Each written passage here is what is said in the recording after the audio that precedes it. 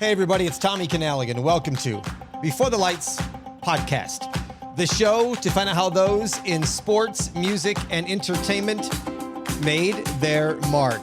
Today, he has 26 years in law enforcement in New Jersey and 20 undercover. He was an FBI Undercover Task Force Officer and was known as Giovanni Gatto. He spent life in the dangerous mafia world and is the author of Giovanni's Ring, My Life Inside the Real Life Sopranos. He was part of Operation Charlie Horse and Operation Family and was involved in murder for hire, international drug trafficking. He used 4 different aliases, dealt with biker gangs, drug cartels, domestic and international terrorist groups. Please welcome to the show, Giovanni Rocco. Giovanni, how are you, sir? Tommy, how are you? I'm all right. How are you? Thanks for the intro. You are welcome. Thank you for your service. Thank you. Before we get going, today's show is brought to you by Aroma Retail, Scent Your Space. If you don't believe me and all the critics out there talking about Aroma Retail, search Aroma Retail reviews and see it for your own 2 eyes. They're located in the heart of Las Vegas, the scenting capital of the world.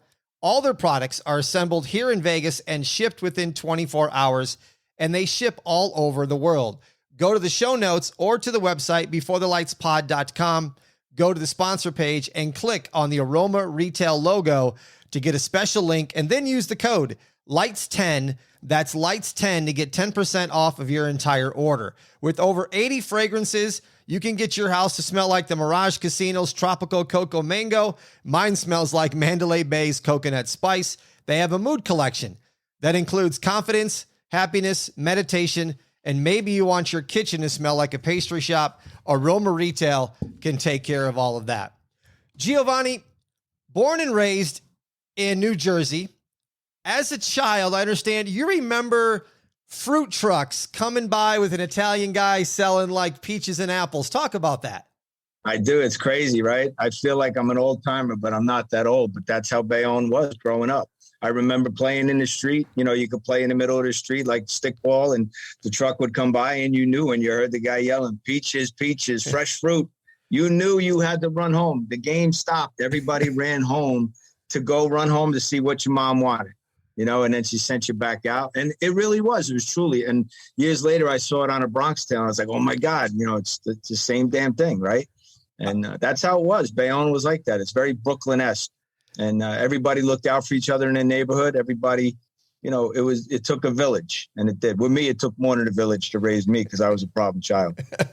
And we're gonna jump into that here just briefly. Was also that area then, like you see on the movies, where at night all the kids are hanging outside on the steps and people are playing, and you know the fire hydrants are going? Was it just like that? Yeah. It wasn't not so much the fire hydrants, because you know we get yelled at for that, but because you know we always had somewhere to go. The city pools were open, but very much like that. My front porch and my family, we all sat outside at night on a hot summer night, and you know that's how it was. You grew up that way, and if you weren't sitting on somebody's porch, you're sitting on your own porch. So you know that's very much the whippet, the rides on top of the fruit trucks used to come around. We used to have the trucks with the rides, with the carnival rides on the back of the truck, and I don't know how any kids didn't get killed on those things, but the rides used to be, people used to, you know, 25 cents for a ride, 15 cents for a ride, and that's how it was in the neighborhood. So, when did you then go from Bayonne to Hoboken? I bounced around. I didn't live in Hoboken. I had family all throughout Hudson County, Jersey City, Hoboken area. So it was nothing. You really didn't leave Bayonne for too much. You know, Christmas shopping was done on Broadway. You didn't leave for anything. You didn't have a reason to leave the city limits of Bayonne. Everything was done self-sustaining, that city. The docks were open back then. The mob ran the docks. Everything was run by them, you know, on top of the military bases. All the trucking and stuff went through there. So we bounced around into Hoboken for dinner and to visit family and friends and stuff like that. So it was, they were all the same. They mirrored each other, those cities. Your father was a Vietnam vet and a cop in Hudson County there. You mentioned that you were a problem child. What was your relationship like as a child with your parents? My parents were good to me, and they still are. I'm blessed to have the parents I have. It's just that my dad, he raised like I described in the book, Tommy, he raised my brother and myself to be men. He raised us hard. He expected us to protect ourselves and protect each other. that was the way of the world back then. And it still is today. I raised my kids the same way. He raised us with a fear no man attitude. And that's instilled in us since we were little kids. And, they provided. We went without a lot of stuff when we were younger. They worked hard to give us what they have. And my mom went to work as soon as she could and leave us at home by ourselves. And she worked hard to have a life to provide for us. And they did. And at times, I was the problem kid. So, when I was left to my own demise, I would always get in trouble. I'd cut out of school. I'd get in trouble. I'd get suspended. I'd get sent home by the nuns. My mother tried to put us in the Catholic school, and I get sent home with the big envelope pinned to my tie, probably 3 times a week. And then I tried to take the note, throw it in the trash. And then my sister used that to bring it home. So it was a constant. And I drove my mother and father up a wall. And, my father was tough with us. He raised us hard, and he was hands-on with us at times. But I guess he was preparing me for the world ahead. People, I want you to get your hands on the book. I want you to go to the show notes and get Giovanni's Ring, My Life Inside the Real Life Sopranos. We're going to go over some of what's in the book and a lot of what the meat is of the book. Before we get into that, Giovanni, from reading the book, I found this one. It's kind of comical. As a kid, did you go down and take a car from the local mechanical garage and go for joyrides? Yeah, we drove them over to Staten Island. We blow the toll. We go to Staten Island Mall. It was crazy. It was this little shop, and it was a neighborhood shop. Everybody knew you left the keys above the visor, and that's how the neighborhood was trusted that way. You left your keys for an oil change or a tune-up, whatever it was, and we knew. So we were careful. We took a car, went for a joyride over to Staten Island. We'd hit the mall, and we'd come back, blow the toll. But I was always smart enough to not be the driver. I was always the front seat passenger. Never sit in the back seat because you get caught. So I got out, I bailed fast. And, if we got pulled over, we'd run. But we'd always return the car back in case, God forbid, it was the wrong guy, right? What if it was a connected guy or a car? You don't want to be either or. Right. So you were safe with the cars when you brought them back. School wasn't good for you either. Can you tell the story how a bottle of Johnny Walker Blue kind of helped you get through school? Yeah, that's not a shining moment in my childhood, Tommy. I just sucked at school. I was terrible at it. I didn't want anything to do with it. I found it difficult. I was a smart kid. I just didn't want to apply myself. I just wanted to be distracted with other things. So by 6th grade, I was left back. I drove my parents crazy with that.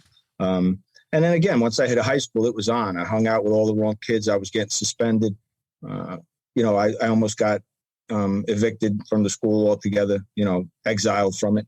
And I came home one day and I explained to my mother, listen, my history teacher, who you went to high school with, Mom and Dad, my dad played football with this guy. Listen, he came to me today and he made me an offer and I couldn't refuse it, to use those words. And he called me and my best friend Pat and he said, you two morons, you're the biggest thorn in my side. But this is how it's going to be. And he laid it out. He says, you're not graduating. You're not going to walk on stage unless you do this for me. He laid it all out. I got a little tiki bar in my shore house down at the Jersey Shore. I like to enjoy my summers. And because of jerks like you, my bar is always stocked. And he said, here's how it's going to go. You're going to give me a bottle of Johnny Walker Blue and you're going to give me a bottle of Johnny Walker Black. And you're going to gift wrap it. I'm going to be out of in 4th period. I'm not going to be in this room. The door's going to be open. You're going to come in. You're going to put it in the bottom drawer of my desk. And if it's there, you'll walk the stage. So I went home and by that time in my life, my father probably wanted to wring this guy's neck, but he wanted to wring my neck even more.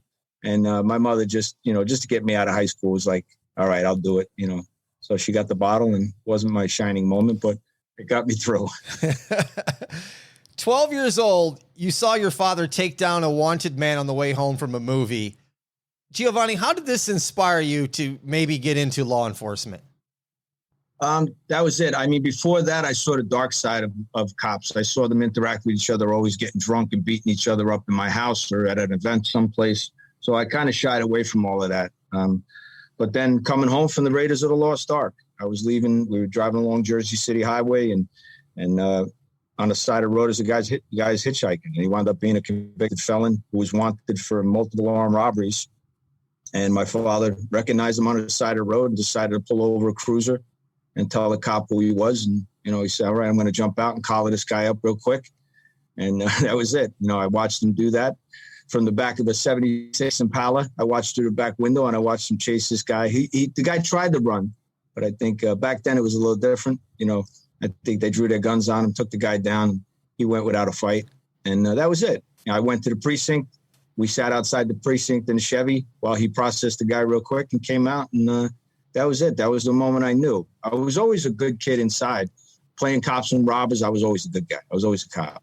I was never wanted to be the bad guy. I never wanted to emulate those guys. But that's when I knew, man, that's where my calling was. From everything that, we're talking about so far and how you were a problem child and some of the things you did, can you explain then, was street education versus book education for you? Absolutely. That's why I named the chapter in the book, the University of Bayonne. Bayonne University provided me the education I needed to survive in general, anywhere in this world. What I learned in the streets and how I learned to read people was tremendous. From any walks of life or any racial divide, no matter what it was, I had to navigate it as a kid. My parents were both born and raised in low-income housing and what we call the projects in the city. And they got out of there real quick as they could. And they raised us in a small apartment in what would be like a row house type place. And my grandmother still lived in the projects. A lot of my family still lived in that low-income housing. So I would visit them there. So in order to go back there, I would have to live amongst those folks, and they were low-income people and they lived by a certain code. And then I'd go back to my neighborhood, which is mostly Italian and German, Irish. And I'd have to live amongst what was the mafia code or the street code there in that neighborhood. So I had the best of both worlds. So I learned effective communication and rapport building at a very young age, which was all applicable to my career later on. One of the aliases you used that we mentioned in the intro was Giovanni Gatto. How is Giovanni Gatto different from Giovanni Rocco as a child? Well, the way I sum it up, Tommy, is they're both inside of me, but I chose not to be Giovanni Gatto. When I hit that age of about 17 or 18, I realized I didn't want to go to prison. I didn't want to go the way some of my friends were going. And I'd spent the money for that bottle of liquor to bribe my way out of school, that I took a turn for the better. And I decided which path I was going to take. And that was the way of Giovanni Rocco. But Giovanni Gatto, if I went the other way, that's who I would have been. I would have made a damn good criminal. I always busted everybody's chops in law enforcement. You guys are lucky. You're lucky I picked this side because I would have gave you a run for your money. You were Hudson County patrolman. You screwed up by riding your Harley to work one day that led to an undercover job. If you would speak about that to my listeners. Sure. Well, by then I promised my chief of police when he offered me the job. He called me up and gave me the offer. And I kind of nonchalantly, yeah, sure, I'll take the job. Oh, wait a minute. I'm making an 11 spot for you. I'm hiring 10 guys. I'm making an 11 spot for you. What do you mean, yeah, you're going to take this job? Yeah, you'll think about it. Sounds good. You better be more convincing than that. So that's how that conversation went. And I said, yeah, I would love the job. I would love to give it a shot. You know me since I'm a little kid. I feel I could do it. And I gave him my word. And he actually made me promise that day, well, look, I know you and I know the things you used to be involved in. And I wasn't a bad criminal. It's just the people you used to hang around with. You can't do that if I give you this job. So I gave him my word, everything would change. And about 9 months into the job, I must have got comfortable and thought it was a good idea to ride my uncle's 77 chopper that he loaned me that day. It's a good idea to ride this illegally, not street legal at all, Harley Davidson into my precinct and park it under the building. And my chief of police came and saw me parking. At first, he thought it was some animal just parking in his police garage that he was just going to rip apart. And then he realized it was me because you can't miss it. I had my patrolman uniform pants on, my shiny shoes. I had a white T-shirt on, a leather vest, and my 9mm shoved into my pants. So I looked like a half an ass. And he freaked out. When he got closer to me, he realized it was me. You got to be kidding me. And screamed at me and screamed. And then he called me in about 3 weeks later, I guess just trying to shake my tree, and asked me, I promised to get rid of the bike. And he says, did you get rid of that bike? And I said, listen, I haven't driven in the street. I gave you my word I wouldn't. And he played the game a little bit. He said, so after I asked you and you gave me your word, and he made me sweat a little bit. And then eventually he says, look, I want to give you the chance to do some undercover work. Would you be interested? And again, like a jerk, I go, yeah, sure. I'll give it a shit. Of course I can do that. Buy drugs and guns? Yeah, no problem at all. And then again, the brakes. Don't get too cocky, just let's see where this goes. And he gave me a chance to do some little things, small things in the beginning. And then that led into a narcotics career. And I worked narcotics for a long time. And then I just worked my way up doing small things. I would do anything from massage parlors to, pedophiles, bathroom dwellers, guys like that in the streets at the time. And then I worked my way into narcotics, and, it just took a life of its own.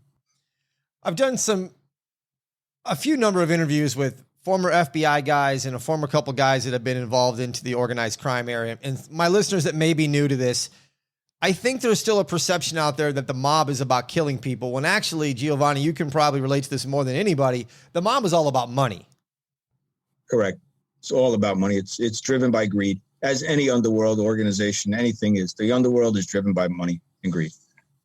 Did you have an FBI role-playing scenario before you got into working with organized crime? I did. Well, if you speak into the chapter that I wrote in the book about the training that I had from the FBI, correct. I did. I was given a chance to go to the FBI training undercover school, which was a complete honor. And when I made it to that point in my career, I was broken by that point. I was doing years and years, probably more than a decade of undercover work on my own, self-taught, trained, and stuff I learned from the streets of Bayonne and throughout New York and New Jersey. Stupidly, getting myself almost in jams a bunch of different times, probably come close to losing my life a handful of times doing things my way. So when the time came and they offered me this training, some of the bureau personnel down at headquarters were like, this guy's too broken, he's too far gone, he can't do this kind of work, you can't train him. And I begged for the spot because my thing was, well, give me the chance, because if I want to teach a young guy how to do this job years from now, I don't want to be responsible for somebody losing their life because I taught them how to do it the wrong way. So I begged for the spot and they gave it to me. And they gave me the school. I got into the school. I can't speak too much about the school because it's, tradecraft sensitive. But it's intense. It's very comparable to special ops type training. They put you through the mill. They put you through the ringer, stressful situations. And the one time they walked in and they insisted that I have a recording device on me. And I think they were trying to set me up for failure to see how I'd react and let these two goons in on this one thing. They would find a recorder on me. And that was the whole premise to it. But I was just 2 steps ahead of them, or as 2 steps ahead of this one girl where I thought she was going. So I took this device. They ordered me to do it and I wore it on me. And I did the scenario and everything went well. I came out okay on the other side of it. And after the debrief, she knew I had this recorder, and she insisted he must have taken it off. They didn't find the recorder because I pulled my pants open. They started searching me, pushed me up against the wall. I pushed back these 2 big gorillas, and I was like, "Look, you guys want to search me? You're pulling at my pants. You want pulling at my belt. Let's just get it. Let's get it over with." And I opened my pants and I start dropping my pants. And they're like, "Whoa! What are you doing? Hey, you want to get naked? Let's get naked." And like, "Nah, pull your pants up." So they didn't find this recorder. So at the debrief, she was like, "Where's this recorder? You must have taken it off of you. Where is it?" I said, "No, I didn't. Ma'am, I didn't touch it. I didn't take it off of me. So you're telling me through this whole scenario, you had it on you at all times. Where is it right now? I want you to produce it right now." And I was like, "Oh, if you like me to." And I had an audience and my counselor was off to the side watching, like a coach at a basketball game. And, the shot clock is running. And she goes, "I want you to produce it. I order you to produce it right now." I said, "Sure, if you don't mind me reaching into my pants and grabbing it out of a particular place on my body, I'll do that for you." And then they were like, all right. You don't have to reach in. Don't get it. So we left the room and my counselor was like, that was phenomenal. Thank you, man. That was the best. He loved the little scenario that played out. And I went to offer him. I said, "Hey, you want this device?" And he said, No, I'm not touching that thing after it was in your pants. Go give it to the tech guys. Operation Charlie Horse is what the book is mainly about. But there is also, did you work with taking down a couple dozen Gambino family members in Operation Family Ties as well before Charlie Horse? I did years before when I was doing some casework as an investigator. I worked Operational Family Ties. That was a great case out of New Jersey State Police and some state organizations, along with the FBI. Did some Gambino guys. And that came to bite me later on in the Operation Charlie Horse. It was a great case. We put some guys in jail, some 8 guys.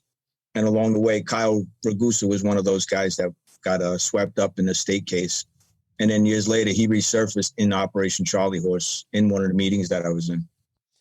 Operation Charlie Horse was the FBI investigation of the D. Cavalcante family, which some people may not know is the longest running standing Italian-American family, which also includes the 5 families of the Bonanos, Colombo, Gambino, Genovese, and Lucchese.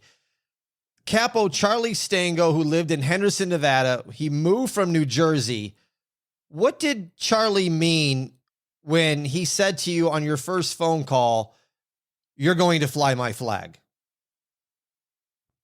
We had built a relationship with each other by then. And when he realized that he was going to take me onto his team, he wanted to make it very clear that flying your flag means you're part of, I represent the Cavalcante family. He couldn't be more clear about that.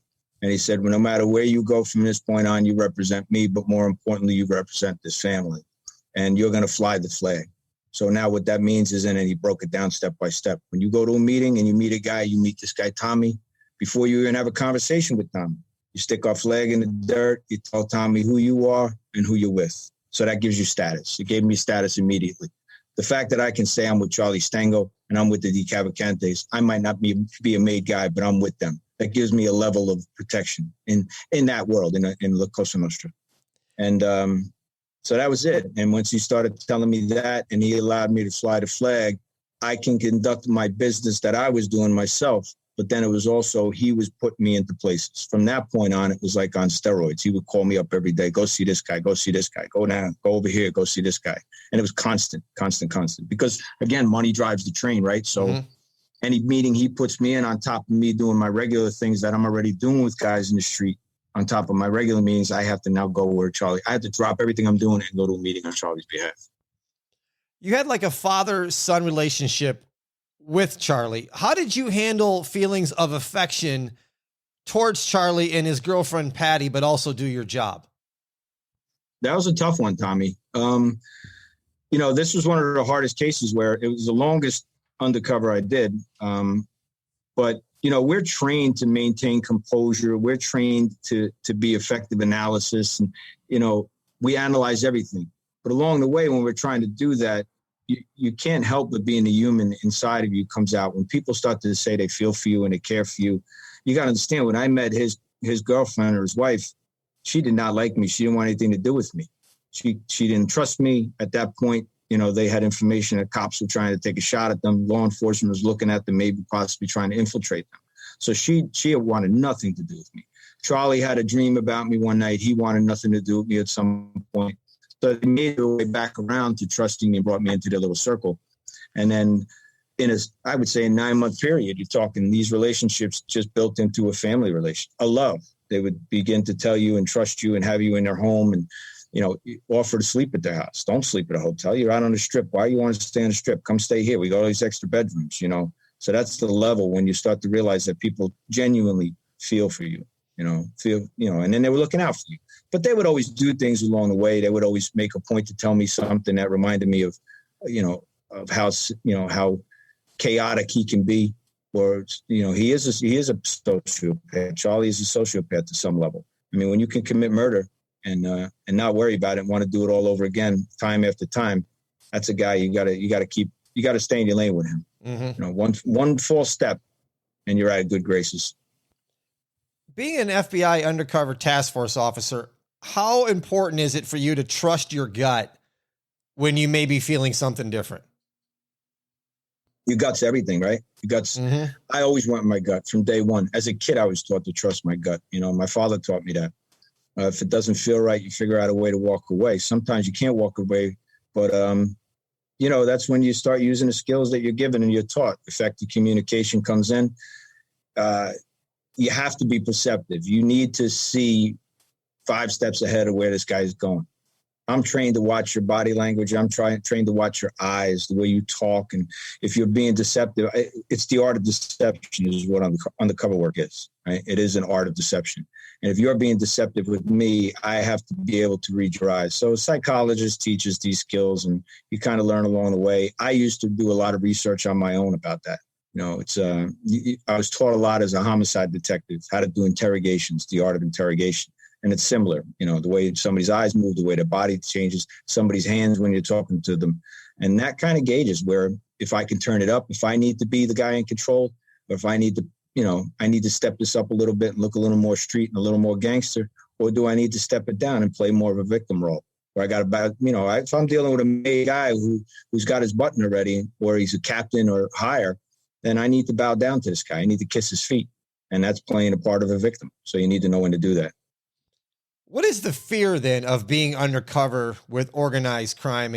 The biggest fear is being looked at as a rat, because if you're looked at as a rat, you'll be killed like a rat in a minute. You'll just be exterminated in a split second.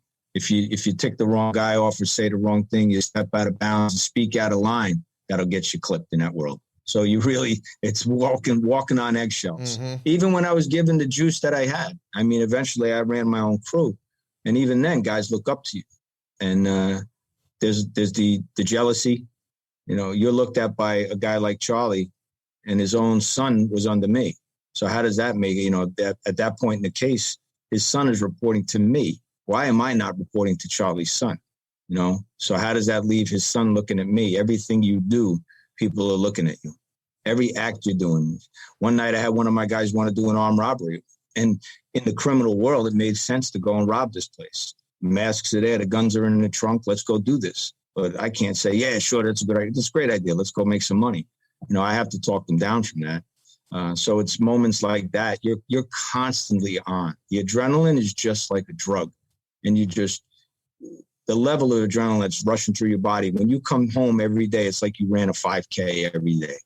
That's how you came home. You're exhausted every single day. And it was like you never had a chance to relax, because as soon as that day is over, you need to debrief, you need to do reports, you need to report back to your case agents, you need to prep for the next day. So, you still got to do your FBI job on top of being a bad guy. With all the adrenaline and fear that you're talking about, what was going through you the night when you're on Staten Island Bridge with your son sleeping in the back seat, and you get a call from one of the guys that you're trying to bring down by the name of Jimmy, who thinks he sees you on the bridge? Yeah, that's Jimmy. Jimmy Smalls was Charlie's nephew, and he was the beginning of the case. I dealt with him for a couple of years, and he kind of stayed in his lane. He was a capable guy, what we call in that world. If you're a capable guy, you're known as a shooter. You'd be willing to take somebody's life if you're a capable guy. And he was more than a capable guy to get a reputation in the street. He had a violent criminal history, and he wasn't afraid to do the deed. So I had to be careful when I walked around him or I did things around him. And one day he just called me out of the blue, and he says, cuz, are you on the Gatto's Bridge right now? What are you talking about? And, I'm driving on the Gatto's Bridge. He goes, are you on the Gatto's Bridge right now? Like right now, are you on a black pickup truck? And he's actually naming the kind of car I was sitting in. And I wasn't in my Cadillac. That was the thing that was bothering him. And I was like, what are you talking about? And yeah, I knew what I said, no, I'm not on a Gatto's Bridge. He goes, cuz I'm telling you, there's a guy on a Gatto's Bridge driving a black pickup truck, looks just like you. And here I am driving a black pickup truck on the Gatto's Bridge. And I don't know what kind of car he's in, because obviously he doesn't have a car, and I didn't know what kind of car he was for. So here I'm trying to solicit this information. Like, what are you talking about? I'm down South Jersey. I'm by Atlantic City. What are you talking about? And he was like, no, I got to catch up to this guy. I'm telling you, cuz, where do you see this guy? It looks just like you. I'm going to take a picture of him and send it to you. And here I am now. What do? Do I start changing lanes? Because that obviously makes me look guilty. No, you just maintain. In that situation, I'm trained for that. So I start breathing. I can't freak out. I can't start whipping my head around looking for him, because the minute he sees that, he's going to miss me. And then he's going to see the little kid in the back seat and know, Giovanni Gatto don't have kids, So unless that's Finsta baby in the back seat that's helping me boost some stuff, that's not going to go well for me. So I mitigated it. And I said, no, get out of it. What are you with you? You're crazy, And again, I had juice by then. So I was like, what are you doing bothering me, calling me up? I'm in the middle of stuff. I'll call you later. You're an idiot. And I hang up on him. And that's how that ended. Will you explain your relationship with Luigi and how many times you felt like you were being tested by him? Well, since the minute I met him, the minute I got out of it, he heard about me and Jimmy doing some stuff in the street in the neighborhood. And Jimmy overstepped his bounds, and we were selling some construction places and some factories in the neighborhood in Elizabeth. And Louis got wind of them. And then eventually Luigi called for a meeting to meet me. And he wanted to meet this guy, Giovanni, that everybody's, I guess, talking about in the buzz. Because here Jimmy Smalls is running around with Timberlands and North Face jackets and all stuff that we were boosting. And, you know, he's making good money.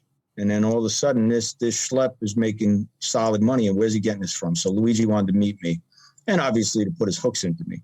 So he called for a meeting and an introduction. I met him outside of a mall. And the minute I walked up to him, he was almost laughing at me, looking me up and down. You know, I'm buttoned down. I got nice jeans on and my shoes and, you know, the way I always dressed. And he just one side, down the other, and just laughed and chuckled and then started peppering me with questions right out of the gate. Like, who are you? Where you from? Where you from in the old country? Where's you? Get out of here. You know, who you to ask me these questions? And just the way I bit back, he didn't like it. Didn't sit well with him. So then a couple of months later, I've been dropping some stuff off to his club, his social club in Elizabeth. And he came right out and said, listen, you know, I got to tell you, there's some talk that the Bulls are trying to take a shot at us, meaning law enforcement. And he says, and you know, you're kind of new around here. And I don't know if he was just jabbing at me or what. And I kind of got a little heated and a little escalated, kind of threw a little fit in his social club. And then he backed down and I knew I had him in the corner. And I was like, no, what are you talking about? You know? And that was another one. And as things went by, he always watched out of the corner of his eye. He's a pretty smart guy. He should have trusted his gut. Mm-hmm. Because, you know, he was always smart enough to question things. But then when we started making money together, he was okay with it. And then what happened was he kind of wanted to put a claim on me, but then Charlie was watching me from afar and he stuck his claim in me. And then, you know, Luigi lost that claim. And Luigi said to me, listen, you should come be in this crew with me. You should be in my crew. Like, I run a little bit of a crew. I got a couple of guys, and he wasn't made at the time. And I said, nah, I'm good by myself. I like where I am. I'm a lone wolf. Leave me alone. I don't know too much about your life anyway. I never claimed to know a lot about the mafia. I made them explain it to me. I made them want me to want it. And that was the effectiveness, you know, for them to say, you like us, but you're not like us. You want in? Why would I want in on this? Look at all you guys. You're running around talking about everybody's business. Look, I'm a lone wolf. I'll worry about myself. So I made them work for it. And then eventually Luigi wanted me, but then Charlie wanted me, which caused a sit down in the administration. So, which means they both had to come in. Charlie had to fly in on a plane from Nevada and come in and have a sit down with them. And they each pled their case. And then Charlie eventually won that because he was a capo by then. Charlie was the capo and Louis was just a high level associate. So, of course, Charlie won. The fix was in. As you said, you end up having your own crew. What I thought was a great story is, and my listeners are probably going to get a kick out of this, is the RICO story. And if you don't know what RICO is, it's the Racketeer Influenced and Corrupt Organization Act. And you can go Google it. Talk about the time that you were, I think, at dinner and they were talking about RICO and you were like, who is this guy? Tommy, that was one of the best tapes I've ever made in my entire career. You could not have planned it any better. And by then, I'm going to pat myself on the back a little bit. I controlled the whole thing. And by then, I was almost the conductor of an orchestra. Because by then, I had all the skills to be a good undercover. I had the nerve to do it. I was in control of everything. So it was like I was the one picking what people would say at that point. And by this point in my career, I could tell you where to sit without you even knowing that I told you to sit there. I mean, the mind games that went on. So one night, you know, I took them all out to dinner and we were talking about earning some money and kicking up to Charlie and how we were going to do things. And, you know, it was later in the case. So I was not a made guy, but I was doing the work of a soldier because I was reporting for Charlie. And he used me as a buffer.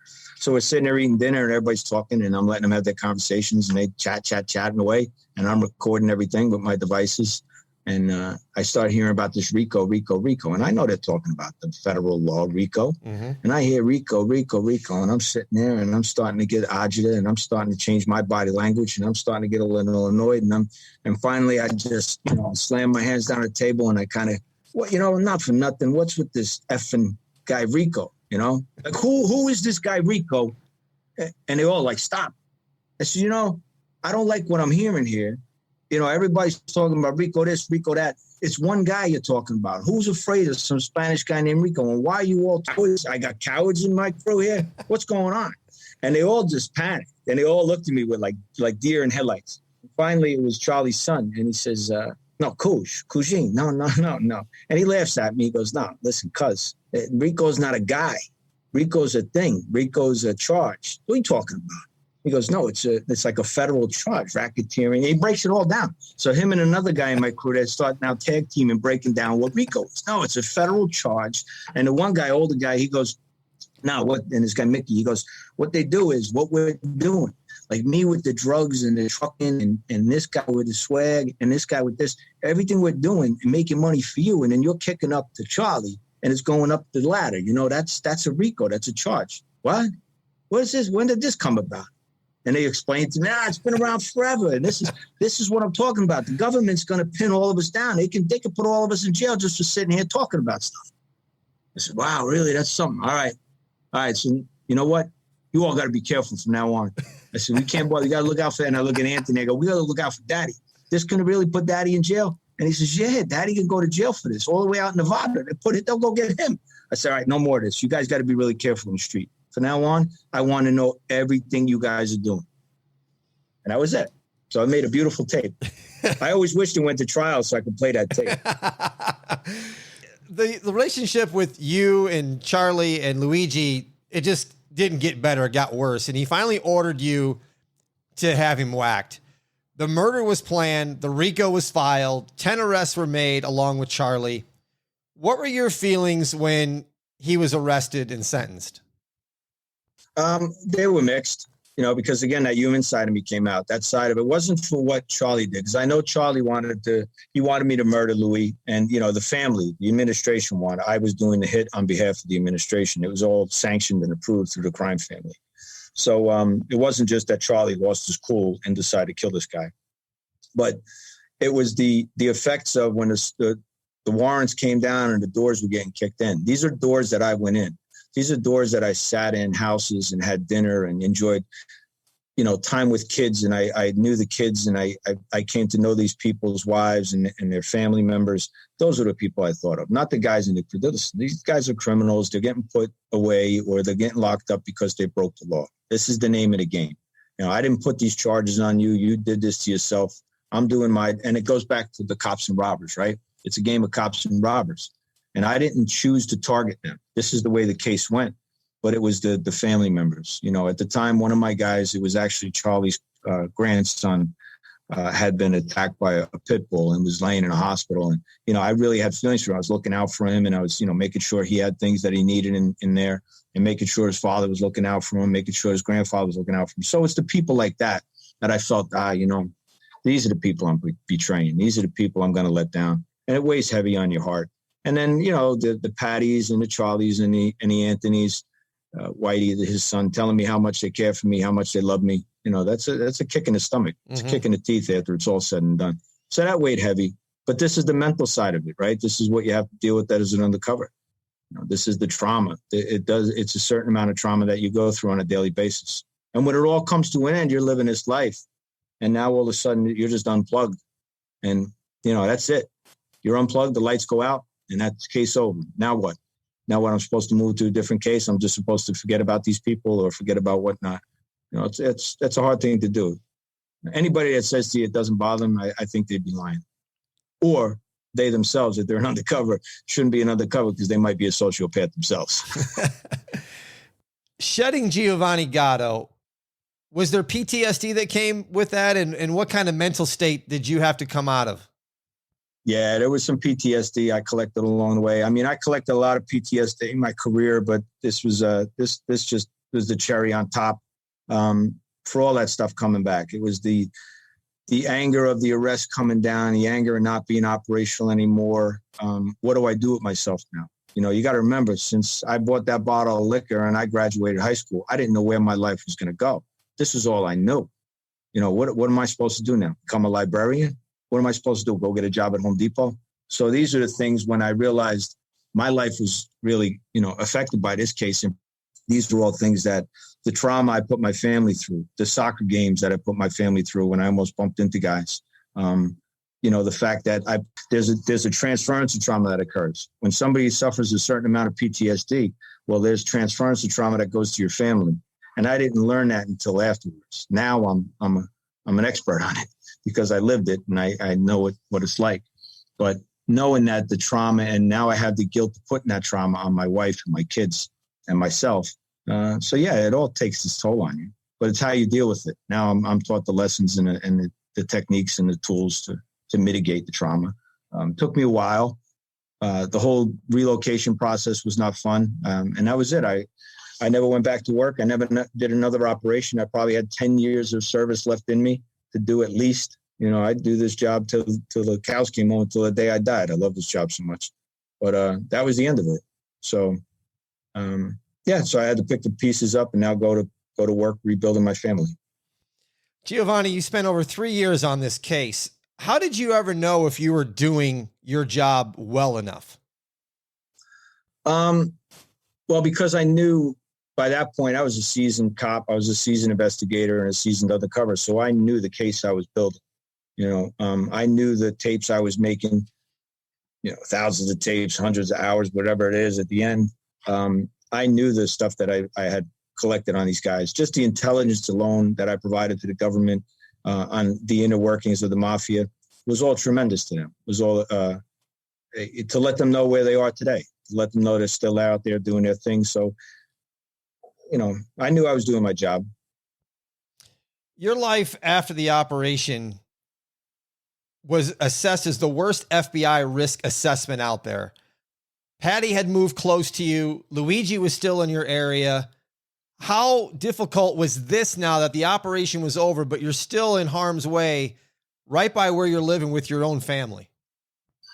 Yeah, Jersey being what it is, unfortunately, that's the area we lived in. And when Patty came back, when Charlie had been arrested and he transferred back out East Coast, she followed him back out here. And where she landed, it's just Murphy's Law. If it could happen, it happens. You know, the cop cuts himself shaving, he bleeds to death. The bad guy gets shot 9 times and he lives. Mm-hmm. That's kind of Murphy's Law, and that's how we live. So of course she's going to move right by me. Of course Luigi's going to be, you know, within so many miles of where I live unexpectedly. And of course these guys are going to be right in my backyard where I shop. You know, that's just Murphy's Law.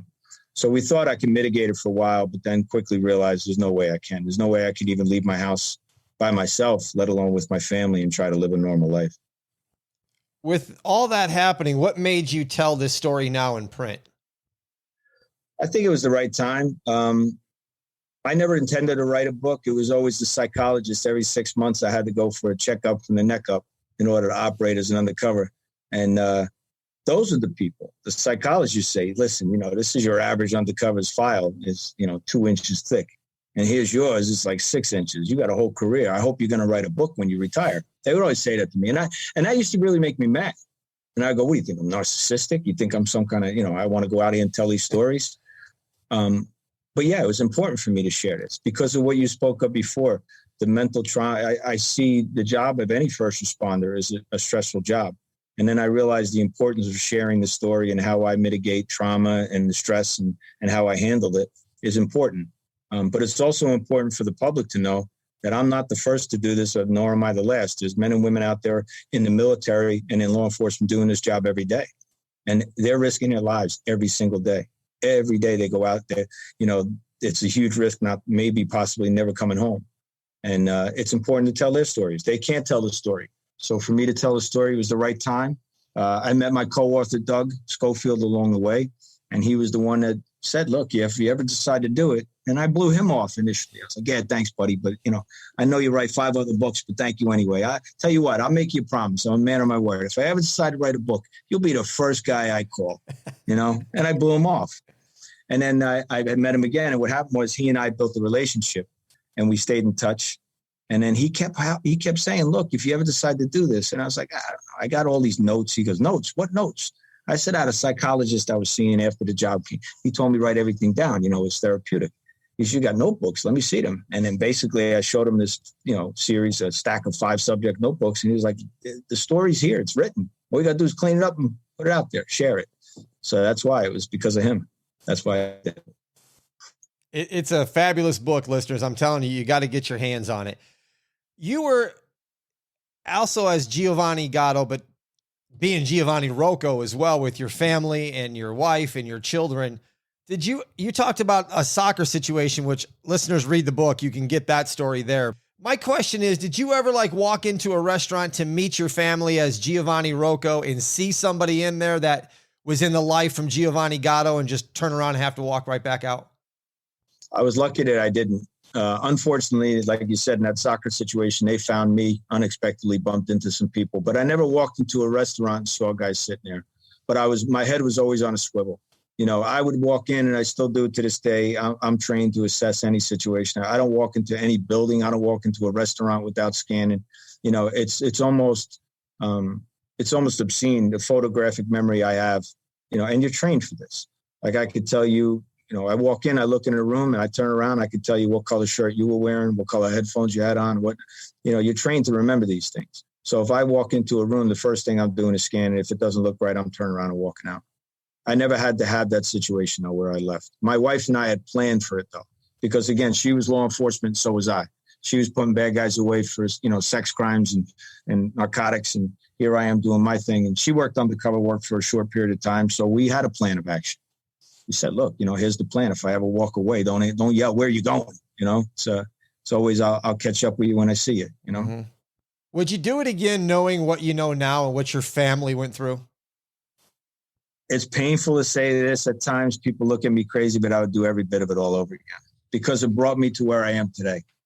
You know, everything that happened in my life since birth, the family, the love of my family, the good times and bad I had, everything I had in my career, all the pain and agony and all the trauma that I had, it all, in this case included, it all brought me to where I am. It made me the father, the husband I am. It made me more aware of how precious life is, how short life is. And because of that, it put me here with you today. So I wouldn't change one bit of it. Not one bit. Did you ever get into teaching undercover? I did. Yeah. Early on when I was still an undercover for the Bureau, I went back to school and I became, you know, when Joe Pistone and those guys had taught me how to do it. And I was honored to come back as one of the guys behind it, and, you know, looked at as one of the heavy hitters and the, you know, major league guy on the team. And yeah, for a short time I was doing it. Even after retirement, I had gone and I started speaking nationally and internationally at law enforcement conferences and intelligence agencies and then for military. So, you know, I was that kind of gave me an avenue. Did you ever look across and see somebody and go, that's a young Giovanni Rocco right there? Yeah. Actually, I'm mentoring some of them right now. Yeah, I see them and I get phone calls every day. So yeah. You guys don't even know. I've already been there. I already know what you're thinking. Exactly. And they go into meetings and then they call me and they're like, how did you know this guy was going to say that? You know, I might've been there. Giovanni, man, thanks for your time and being on Before the Lights. I appreciate it. Thanks, Tommy. I really appreciate you having me. All the best. If you would, go to the show notes so you can get a link to get to the book, links to Aroma Retail. If you want to be a sponsor on the show, contact me, beforethelightspod@gmail.com. Follow us on Instagram @beforethelightspodcast. Until next time, everybody, this is Tommy Canale. A salute, a chin chin.